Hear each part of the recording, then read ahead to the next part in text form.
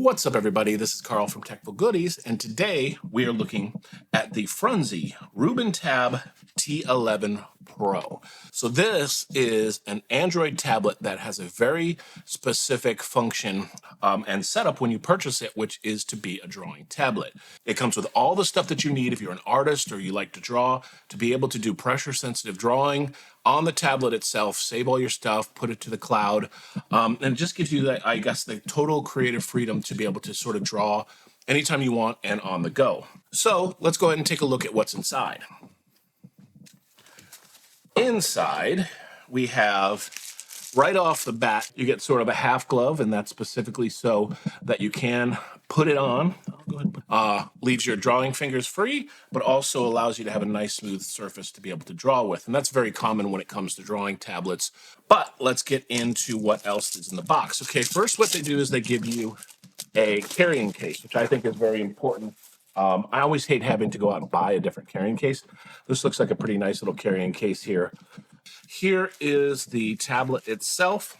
It's got a little bit of a satin sort of background here. It does have a camera on it, so I guess if you wanted to, like, let's say I wanted to take a picture of my little rooster here that I got on vacation and I wanted to draw that, I could take that and kind of just like adjust or paint over that picture, which is really nice. And then also in the box, in the box you have a stylus pen. So this is a pressure sensitive stylus pen. I have bought, ooh, that feels really nice. Nice and sort of sturdy. It's not fake and plasticky. So I bought stylus pens before in the past. I bought like a generic one for my iPad. Problem with that is that particular one is not pressure sensitive. This one is pressure sensitive so that it's gonna feel just like you're drawing on an actual media. That'll allow you to do paint strokes that get thicker as you push heavier or lighter as you release pressure. So we'll give that a try here in a minute. And in this additional little box here, looks like you get the standard stuff. Looks like you get a couple extra things here. You get the standard cord. It looks like they gave you a battery for the stylus pen. So you do get, that is good to know that the pen is actually battery powered. Some people might not like that, but I'm a big fan of battery powered because that means I can carry around extra batteries. And if it does run out of battery mid-use, you don't have to stop, plug it in, and wait for it to charge. You can just swap out that battery. And I use rechargeable batteries all the time, so it's not a big deal. So they give you a standard USB-A to USB-C. That's good, no micro USB there. And your standard charging brick. Also, in the box, I have no clue what these are. Lipstick? No. Oh, okay. I should have opened it first. It's just a little dusting tablet. So if you are drawing on here and you want to get rid of the dust, I think something like this is really nice. So let's go ahead and toss this into the carrying case. Make sure I'm doing it the right way up. So slide it into the protective case, fits nice and snug, so you feel like it's not going to slide around.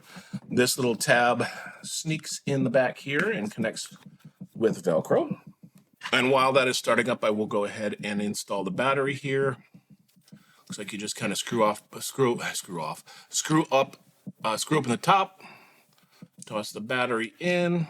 I stand corrected. There's already a battery in there, so they give you an extra little battery here. So this is all good to go. So far, I'm pretty happy with all the little accessories they give. I mean, specifically being a drawing tablet, I will wear the glove. All right, so now we're all set up. Things to note about this tablet, specifically as far as stats go, is that this is an Android 11 tablet. It does come specifically with software on here for drawing already, so you can use what's already built in here. Or the good thing about it being an Android tablet is that you can download any sort of drawing software off the Android App Store if you want to. It does have 4 gigabytes of RAM and 64 gigs of storage, but if you want to add extra storage, you can go ahead and add additional storage card to be able to store more images or more videos or whatever. It has USB-C charging. And another thing that's important, I think is really cool, is that it has mini HDMI, so that might allow you to be able to hook that up to an external monitor. So if you were drawing or if you were presenting something using the stylus, you can show that on a larger display. Standard power, volume up, volume down, headphone jack, standard stuff you would expect on a tablet, but it comes all pre-set up for you to be able to go ahead and start to draw right away. So it looks like they've got a sketchbook app, they've got a sound recorder app added here, not a lot of other bloatware, specifically things that are having to do with drawing. So let's go ahead and open up the sketchbook. Now I can say that I'm no hand artist. I'm a computer digital artist, but I'm not a drawer, so my son is. So I'm going to have him go through the paces with this thing and try it out even further. But let's go ahead and I will zoom in this camera just a little bit here. Okay, so I'm going to go ahead and just draw something here. That's with the standard default sort of pen that's built in here. But if I switch over to like a marker or something, I should start to get, yeah, you can see this sort of pressure sensitive. So I'm going to do a really light line here. And I'm going to do a sort of a heavier push down line. And I do actually like the glove because I felt like I was trying to draw out here before, but I actually feel like I can lay my hand on here with no consequences. So let's go ahead and use the pencil here to kind of draw out a circle. I'll go ahead and draw just the outline of a face here. And again, you know that I'm not an artist, but if I wanted to go ahead and draw on here, it actually feels fairly natural. I think depending on your speed, and don't clown me for my drawing in the comments. I know you're going to. You know, based on your speed of drawing, you might be able to sort of get used to the functionality of how this works.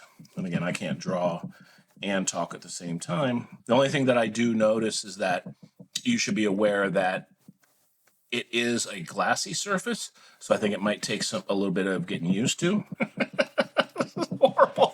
I'm a terrible artist. Anyway, there's my smiling guy. But again, if you are sort of a better artist than I am, you can kind of come in here and probably take advantage of some of the features that they have on this tablet. I'll be interested to see how my son actually ends up using it when he does get a chance to mess around with this, because he likes art. He likes drawing a lot. He has one of those tablets that you can hook to your machine or to your computer, but a problem with that is there's a little bit of disconnect between what you're drawing and what you're seeing on the screen. This allows very, very precise movement of the drawing that you're working on that allows you to basically have a really good contact between what you're seeing, what you have in your hand, and what comes on to the tablet itself. Okay, so if you are, you know, let's say you do typography or anything like that. Yeah, I mean, so far so good. I'm having no issues with it at all. I think there's so much more that I can do other than my very rudimentary drawings in this. But so far, I'm pretty impressed by this. Now, granted, I haven't used a lot of actual drawing tablets like this. I have used my iPad, but this is something that I think would be nice to just have a dedicated drawing ability. In fact, I'm having a hard time talking to you right now because I kind of still want to get in here and mess around with it some more.